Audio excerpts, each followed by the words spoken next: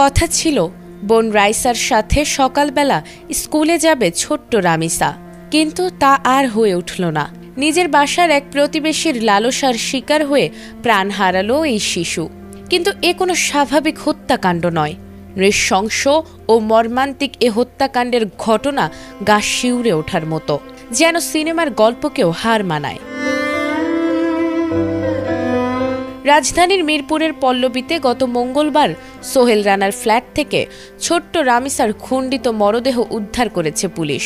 সকালে বড় বোনের সাথে স্কুলে যাওয়ার জন্য বের হওয়ার পর হঠাৎ নিখোঁজ হয় দ্বিতীয় শ্রেণীর শিক্ষার্থী রামিসা। অনেকক্ষণ ধরে মেয়েকে না পেয়ে খোঁজা শুরু করেন মা।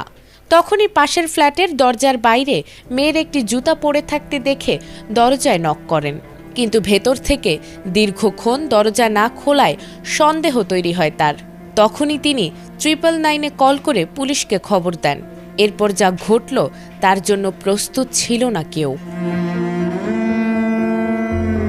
পুলিশ এসে এলাকাবাসীর সহায়তায় দরজা ভেঙে ওই ফ্ল্যাটে ঢুকে তল্লাশি চালিয়ে খাটের নিচ থেকে রামিসার মাথাবিহীন দেহ উদ্ধার করে। এরপর বাথরুমের বালতি থেকে খণ্ডিত মাথার অংশ উদ্ধার করা হয়।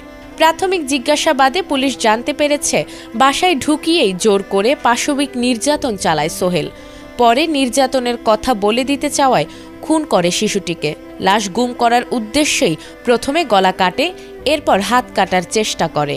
এর মধ্যেই দরজা নক করতে থাকায় শিশুটিকে আর গুম করা সম্ভব হয়নি। পরে সে পালিয়ে যায়।